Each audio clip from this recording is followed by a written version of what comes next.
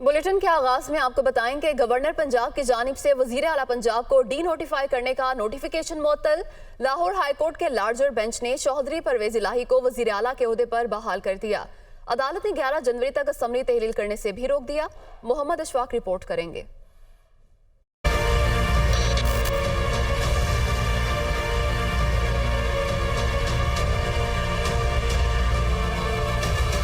Lahore high court के justice Abid Aziz Shaikh की सरबराही में 5 रुकनी लार्जर बेंच ने वजीर आला पंजाब को डी नोटिफाई करने के खिलाफ दरखास्त पर समाअत की। बैरिस्टर अली जफर ने अदालती हुक्म पर परवेज इलाही का बयान हल्फी अदालत में जमा करवाया। बयान हल्फी में परवेज इलाही की जानिब से कहा गया कि अगर ओहदे पर बहाल किया जाता है तो वो पिटीशन के हतमी फैसले तक पंजाब असम्बली को तहलील नहीं करेंगे। दौरान समाअत गवर्नर पंजाब के वकील खालिद इसहाक ने दलाइल दिए कि अदालत परवेज इलाही को पाबंद करे कि वो 3 से 7 दिनों में एतमाद का वोट लें। हमें नोटिफिकेशन वापस लेने से कोई आर नहीं है, ताहम परवेज इलाही को एतमाद का वोट लेने के लिए पाबंद किया जाए। जस्टिस आबिद अजीज शेख ने गवर्नर पंजाब के वकील से कहा कि अगर एतमाद का वोट लेने की आपकी पेशकश को मान लिया जाए तो फिर हम इन्हें असम्बली तोड़ने से नहीं रोक सकते। आइन के तहत असम्बली तोड़ने से नहीं रोका जा सकता। जस्टिस आसिम हफीज ने करार दिया कि वजीर आला को एतमाद का वोट लेने का पाबंद नहीं कर सकते। 5 रुकनी लार्जर बेंच ने वजीर आला की जानिब से पिटीशन के हतमी फैसले तक असम्बली तहलील ना करने की यकीन दहानी पर गवर्नर पंजाब की जानिब से वजीर आला को डी नोटिफाई करने का नोटिफिकेशन मुअत्तल कर दिया। लार्जर बेंच ने attorney general, advocate general Punjab और दीगर फ्रीकैन को नोटिस जारी करते हुए 11 जनवरी तक असम्बली तहलील करने से रोक दिया। लाहौर हाईकोर्ट ने बाद में 6 सफ़हात पर मुश्तमिल तहरीरी फैसला भी जारी कर दिया। वज़ीर आला पंजाब चौधरी परवेज इलाही ने कहा है कि जो दीन का काम करते हैं अल्लाह उनकी हिफाजत करता है। उन्हें हुकूमत अल्लाह ताला ने दी, वही इसकी हिफाजत करेगा। दुश्मन जो मर्जी कर ले, ये हुकूमत कायम रहेगी। मुखालफिन को नदामत उठाना पड़ेगी। परवेज इलाही पंजाब असम्बली में खिताब कर रहे थे। हुकूमत अल्लाह ने अपनी आखिरी प्यारी नबी खातमुन नबीन हज़रत मोहम्मद सल्लल्लाहु अलैहि वसल्लम के सदक़े हमें अता की है और अल्लाह ही इसकी हिफाजत करेगा। जो दीन का काम करते हैं अल्लाह उनकी हिफाजत करता है। चाहे दुश्मन कोई भी कुछ कर ले, ये हुकूमत कायम रहेगी इंशाअल्लाह, क्योंकि हम किसी से नहीं मांगते, अपने अल्लाह से मांगते हैं और अपने आखिरी नबी हुज़ूर पाक सल्लल्लाहु अलैहि वसल्लम से मांगते हैं। वो ही हमारी हिफाजत कर रहे हैं और आपने देखा कि कितनी मुश्किलात से आप सारे लोग गुजर के यहाँ बैठे हुए हैं। वफाकी वज़ीर दाखिला राना सनाउल्लाह ने कहा है कि अदालत ने परवेज इलाही को बुरी रिलीफ दिया। 11 जनवरी को अदालत फ्रीकैन को सुनकर फैसला देगी।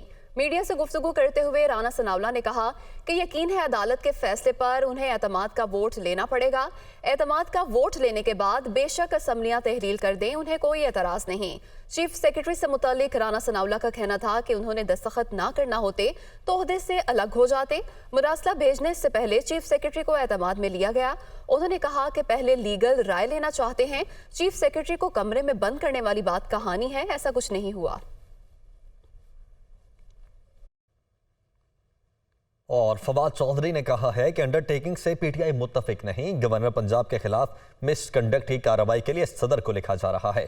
चीफ सेक्रेटरी को किसने कमरे में बंद करके दस्तखत पाए, मुलीकुर रहमान और चीफ सेक्रेटरी को पंजाब असम्बली में तलब किया जाएगा। फरूक हबीब कहते हैं कि वजीर दाखिला अमन अमान पर तवज्जो की बजाय गवर्नर से एडवेंचर करवा रहे हैं। जंगल का कानून नाफिज है। स्पीकर साहब जो हैं वो सदर ममलिकत को लिख रहे हैं कि गवर्नर के खिलाफ मिसकंडक्ट की कार्रवाई शुरू की जाए। नेक्स्ट जो हमारी प्रोसीडिंग्स होंगी उसमें जो पूरा हाउस है पंजाब असम्बली का, वो प्रिविलेज कमेटी में, इस्तेहकाक कमेटी में कन्वर्ट किया जाएगा और गवर्नर और चीफ सेक्रेटरी को पंजाब असम्बली में तलब करके पूछा जाएगा कि उन्हें ये गैर आईनी इकदाम की जुर्रत कैसे हुई। आर्टिकल 58(2)(b) को जिंदा नहीं किया जा सकता। हमें जो अंडरटेकिंग दी है वो ये है कि अगली तारीख तक हम असम्बली बर्खास्त नहीं करेंगे। ये एक टेक्निकल ग्राउंड है, अदालत ने ली है, मैं इससे एग्री नहीं करता, पीटीआई इससे एग्री नहीं करती। असम्बलियाँ बाहर हाल डिसॉल्व होनी है। आप हफ्ता ले लें, आप 1.5 हफ्ता ले लें, लेकिन इससे आगे मामला नहीं जाना। जरदारी साहब बैठे हुए हैं, सिंध के मिनिस्टर पैसों के बैग उतार के यहाँ पे बैठ गए हैं, ये नहीं चलना। हम अगली तारीख से पहले ही शायद अपने मेंबर्स पूरे करके तो हम ये वोट ऑफ कॉन्फिडेंस वाला जो शौक है गवर्नर का, ये भी पूरा कर देंगे। वजीर दाखिला जो कि वजीर जंगल का कानून है, जिसकी जिम्मेदारी होनी चाहिए कि उसने मुल्क के अंदर अमन अमान कायम करना है, वो यहाँ आकर गवर्नर पंजाब को एक कठपुतली बनाकर उससे एक एडवेंचर करवा रहा था। ये आईन शिकनी है और इनके ऊपर आर्टिकल 6 भी जो है वो लगना चाहिए।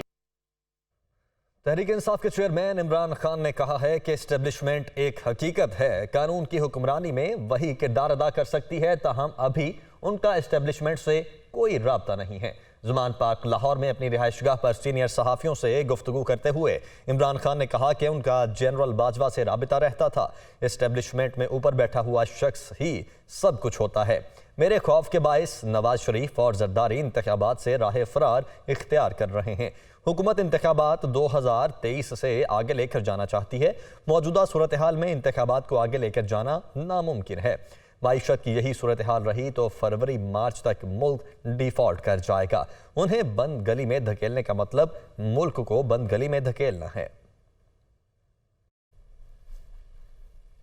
पंजाब असेंबली का इजलास हंगामा आराई से भरपूर रहा। हुकूमत और अपोजिशन अरकान ने एक दूसरे के खिलाफ खूब नारेबाजी की। पीटीआई रहनुमा असलम इकबाल की जानिब से गवर्नर के खिलाफ करारदाद भी मंजूर की गई। मोहम्मद यासीन रिपोर्ट करेंगे।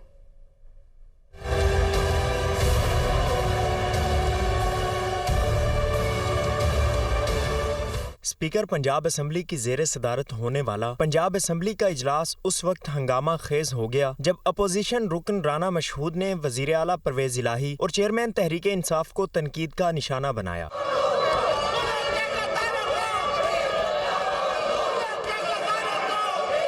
मियां असलम इकबाल ने कहा कि गवर्नर की जानिब से डी नोटिफाई करने के हुक्म के खिलाफ पेश की जाने वाली करारदाद को कसरत राय से मंजूर कर लिया गया है। इस शर्मनाक इकदाम का नोटिस लेने और उन्हें फौरी तौर पर गवर्नर को फौरी तौर पर मनसब से माजूल करने का इक़दाम करे। उधर ऐवान में खातिमुन्नबिय्यीन यूनिवर्सिटी के तरमीमी बिल की मंजूरी के बाद ऐवान में इजहार ख्याल करते हुए वजीर आला चौधरी परवेज इलाही ने कहा कि दीन का तहफ़्फ़ुज़ करने वालों की हिफाजत अल्लाह ताला खुद करता है। ये हुकूमत अल्लाह ने अपनी आखिरी प्यारी नबी खातमुन नबीन हज़रत मोहम्मद सल्लल्लाहु अलैहि वसल्लम के सदक़े हमें अता की है और अल्लाह ही इसकी हिफाजत करेगा। जो दीन का काम करते हैं अल्लाह उनकी हिफाजत करता है। इससे पहले ऐवान में पंजाब कुरान प्रिंटिंग तरमीमी बिल समेत 4 बिल मंजूर किए गए, जबकि एजेंडा मुकम्मल होने पर पैनल ऑफ चेयरमैन ने इजलास 26 दिसंबर की दोपहर 2 बजे तक मुलतवी कर दिया। सेनेट ने इस्लामाबाद लोकल गवर्नमेंट एक्ट तरमीमी बिल 2022 कसरत राय से मंजूर कर लिया। बिल के हक में 24 जबकि मुखालफत में 12 वोट आए। बिल की मंजूरी के बाद इस्लामाबाद में यूनियन काउंसिल्स की तादाद 101 से बढ़कर 125 हो गई है। वकार अली सैयद रिपोर्ट करेंगे। चेयरमैन सादिक संजरानी की ज़ेर सदारत सेनेट इजलास। इस्लामाबाद लोकल गवर्नमेंट एक्ट तरमीमी बिल 2022 कसरत राय से मंजूर। अपोजिशन का शदीद एहतजाज और नारेबाजी, एजेंडे की कापियां फाड़ दी। मोहम्मद अजीम सेनेटर हिदायतुल्लाह खान। बिल के मुताबिक मेयर और डिप्टी मेयर का चुनाव बराह रास्त इलेक्शन के जरिए होगा और दोनों के लिए एक ही वोट कास्ट होगा। निशिस्त खाली होने पर भी दोबारा बराह रास्त इंतखाब होगा। बिल की मंजूरी के बाद इस्लामाबाद में यूनियन काउंसिल्स की तादाद 101 से बढ़कर 125 हो गई है। ऐवान में कोरम की निशानदेही भी की गई। कोरम मुकम्मल न होने पर ऐवान की कार्रवाई 3 मिनट के लिए मुअत्तल करते हुए घंटियां बजाई गईं और फिर कोरम पूरा करने के लिए 2 आज़ाद सेनेटर्स हिलालुर रहमान और हिदायतुल्लाह की हिमायत हासिल की गई।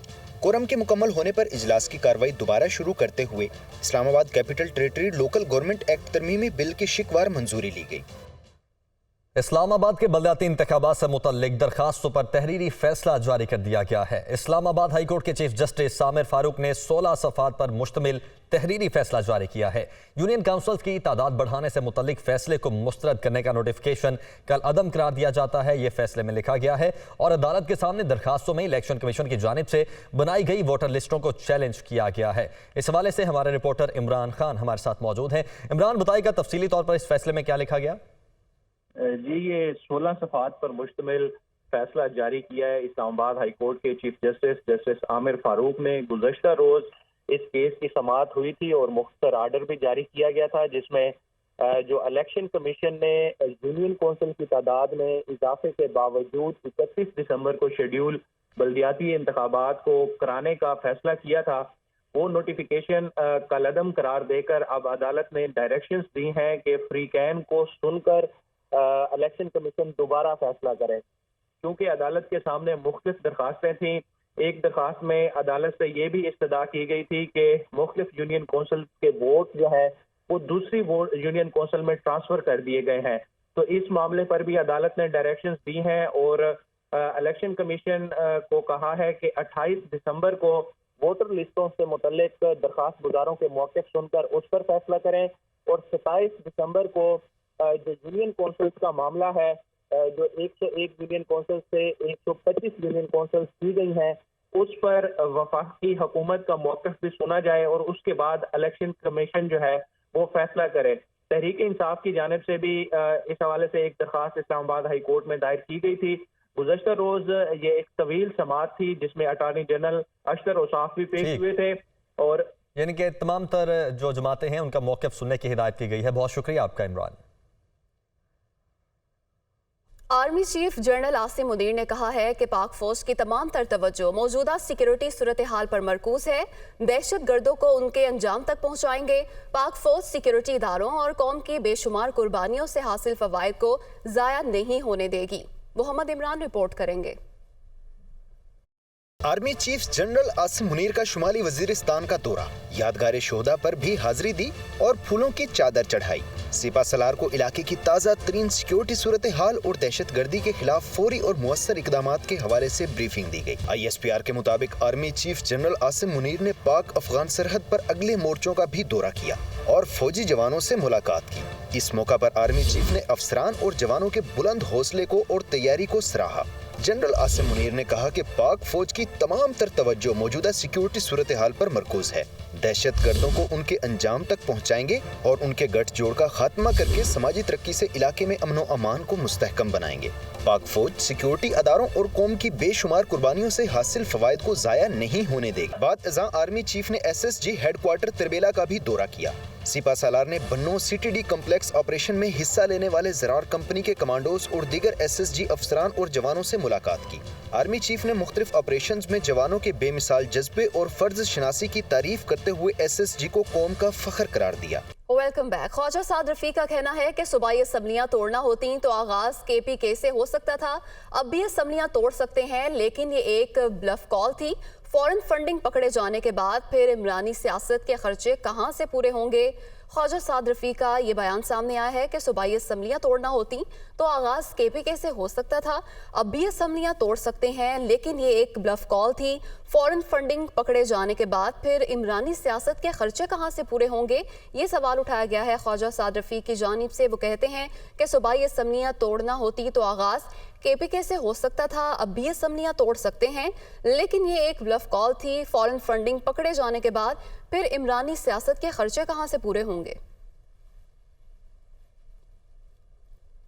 हुकूमत इस्लामाबाद में बल्दियाती इलेक्शन नहीं करा रही, ऐसा कहना है शेख रशीद का। जनरल इलेक्शन में किस मुंह से जाएंगे?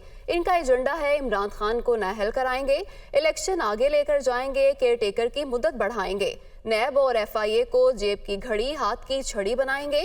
शेख रशीद का ये बयान सामने आया है कि हुकूमत इस्लामाबाद में बल्दियाती इलेक्शन नहीं करा रही, जनरल इलेक्शन में किस मुंह से जाएंगे? इनका एजेंडा है इमरान खान को नाअहल कराएंगे, इलेक्शन आगे लेकर जाएंगे, केयर टेकर की मुद्दत बढ़ाएंगे, नैब और FIA को जेब की घड़ी और हाथ की छड़ी बनाएंगे।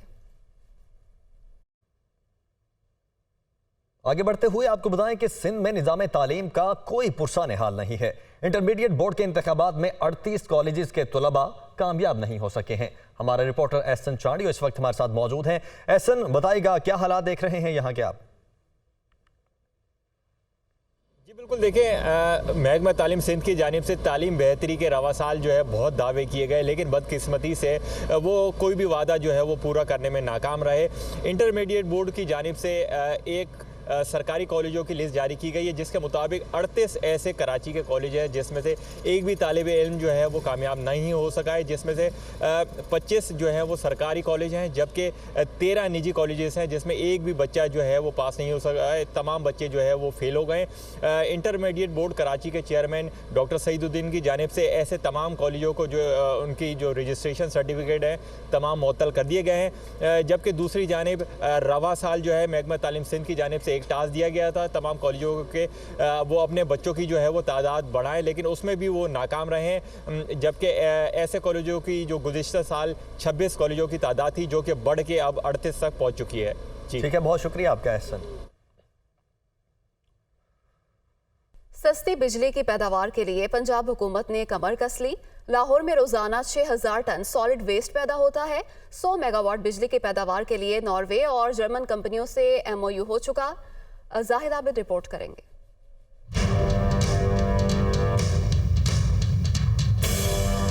कूड़ा करकट और बिजली के मसाइल वक्तन फवक्तन सर उठाते हैं। इंतजामिया की दौड़ें लगती हैं, आर्जी हल निकलते हैं, लेकिन कुछ अरसे बाद मसला जूं का तूं ही रहता है। अब लाहौर वेस्ट मैनेजमेंट कंपनी ने एक बार फिर कमर कस ली है कि कूड़े से बिजली पैदा की जाए। LWMC हुकाम के मुताबिक लाहौर में रोजाना 6000 टन सॉलिड वेस्ट पैदा होता है, जिससे 150 मेगावाट बिजली बन सकती है। 100 मेगावाट बिजली पैदा करने के लिए नॉर्वे और जर्मन कंपनियों से MOU हो चुका है। जल्द मुआहदे को हतमी शक्ल देंगे। MOU साइन कर लिए और अब वो बात MOU से नेक्स्ट स्टेप पे आ गई है। अब हमने हमारी जो जितने डिपार्टमेंट्स हैं उन्होंने काम स्टार्ट कर दिए, उनको हमने जगह भी दिखा दी है। मुझे उम्मीद है कि बहुत जल्द ये एक्चुअली काम स्टार्ट हो जाएगा इस पे। कूड़े से बिजली पैदा करने के दोनों मंसूबों से हासिल करदा बिजली सस्ती होगी और इस बिजली को ऑरेंज ट्रेन और सुंदर इंडस्ट्रियल स्टेट के लिए इस्तेमाल करने का प्लान है। सबसे बढ़कर साल से पड़ा कूड़ा इस्तेमाल हो सकेगा। जर्मन कंपनी कूड़े से बिजली पैदा करने के मंसूबे के लिए 900 मिलियन, जबकि नॉर्वे कंपनी 500 मिलियन यूरो सरमायाकारी पर रजामंदी जाहिर कर चुकी है। हतमी मुआहदा जल्द होने की उम्मीद है। कूड़े से बिजली बनाने के मंसूबे तवील अरसे से ज़ेरे बहस हैं। नए मुजवजा मंसूबे मुकम्मल होते हैं तो इसमें लाखों टन पड़ा पुराना कूड़ा ज़ेरे इस्तेमाल आएगा, जिससे माहौलियाती आलूदगी में कमी होगी, सस्ती बिजली मिलेगी और रोज़गार के मौके पैदा होंगे। कैमरामैन फैसल रहमान के साथ जाहिद आबिद, दुनिया न्यूज़, लाहौर। कराची का रुख करते हैं, जहां पर ट्रैफिक जैम का मसला शहर के अहम मसाइल में शामिल है। ट्रैफिक पुलिस हुकाम कहते हैं कि गाड़ियों की तादाद में जिस तेजी से इजाफा हो रहा है, उतनी ही रफ्तार से सड़कें और इंफ्रास्ट्रक्चर बेहतर नहीं बनाया जा रहा। नवीद कमाल रिपोर्ट कर रहे हैं। कराची में ट्रैफिक जैम शहरियों के लिए मुस्तकिल वबाले जान। मिनटों का सफर घंटों में। बड़ी वजह 2 करोड़ आबादी के शहर में इंफ्रास्ट्रक्चर की कमी और नाकिस मटेरियल से बनी सड़कें। शाहराहों पर बंद सिग्नल्स और ट्रैफिक पुलिस की नफरी भी वजूहात में शामिल है। शहरियों ने भी ट्रैफिक कवानीन की खिलाफ वर्जी को मामूल बना लिया। DIG ट्रैफिक अहमद नवाज चीमा भी इंफ्रास्ट्रक्चर की कमी और गाड़ियों की रोज बरोज बढ़ती तादाद को असल मसला बताते हैं। ट्रैफिक की रवानी को बहाल रखने के लिए जो जदीद इंटरवेंशंस हैं, जैसे कि अंडर पासेस हैं या ओवरहेड ब्रिजेस हैं, या उसके अलावा जो सिग्नल फ्री कॉरिडोर बनाने की ज़रूरत है। सड़कों की तामीर और देखभाल के जिम्मेदार इदारे KDA के शोबा ट्रैफिक इंजीनियरिंग के हुकाम कहते हैं सड़कें कशादा करने के इकदाम किए जा रहे हैं, लेकिन बढ़ती आबादी के साथ ट्रैफिक के दबाव में इजाफा हो रहा है। ट्रैफिक इंजीनियरिंग ब्यूरो का जो मेन मकसद बनाने का था वो भी यही था कि जो कराची में ट्रैफिक वॉल्यूम बढ़ रहा है, इसको लोगों के लिए इजी किया जाए। पीक आवर्स के ऊपर देखते हैं कि यहाँ से ट्रैफिक कितना फ्लो है, ट्रैफिक का वक्त के साथ साथ डिज़ाइन होता रहता है। आवाम कराची में तरक्याती काम ना होने और सड़कों की नाकिस तामीर को मसाइल की जड़ करार देते हैं। जितना बड़ा शहर है उस शहर के हिसाब से ही ट्रैफिक का एक निज़ाम बनाएं, उसमें लोगों को परेशानी ना हो। ट्रैफिक जाम में दरअसल ज़्यादातर ये होता है कि पेट्रोल बहुत ज़्यादा इस्तेमाल होता है और आपको भी पता है कि पेट्रोल जो है वो इतना महंगा हो गया है। कराची में इस वक्त 64.5 लाख बड़ी गाड़ियां और 40 लाख मोटरसाइकिलें रजिस्टर्ड हैं। गुज़िश्ता 15 बरस में शहर में चंद एक सड़कों की मरम्मत और दर्जन भर अंडरपासेस और फ्लाई ओवर्स ही तामीर हो सके हैं। ये इकदाम किसी सूरत ट्रैफिक की बढ़ती तादाद से मुताबिकत नहीं रखते। मुल्तान समेत जनूबी पंजाब में यूरिया खाद ताहाल सरकारी निर्खों पर दस्तयाब नहीं है, जिसकी वजह से काश्तकारों ने मुआशी मसाइल बढ़ने पर रवा साल मुकर्ररा हदफ से 4 लाख एकड़ रकबा कम काश्त किया है, जिससे महकमा ज़राअत के लिए गंदम का पैदावारी हदफ पूरा करना मुश्किल हो गया है। और वो किस तरह से, नुमान खान बाबर की रिपोर्ट में देखिए। हुकूमत ने रवां साल जनूबी पंजाब में गंदम की काश्त का हदफ 68 लाख एकड़ रकबा मुकर्रर किया, लेकिन सरकारी निर्खों पर यूरिया खाद की अदम दस्तयाबी और दीगर मसाइल के बायस 64 लाख एकड़ रकबे पर ही गंदम काश्त की जा सकी है, जिससे 4 लाख एकड़ रकबा कम काश्त होने पर गंदम की पैदावार भी मुतासिर होने का इम्कान है। इसीलिए काश्तकारों ने गंदम की बेहतर फसल के लिए यूरिया खाद की 2250 रुपए के हिसाब से दस्तयाबी को यकीनी बनाने का मुतालबा किया है।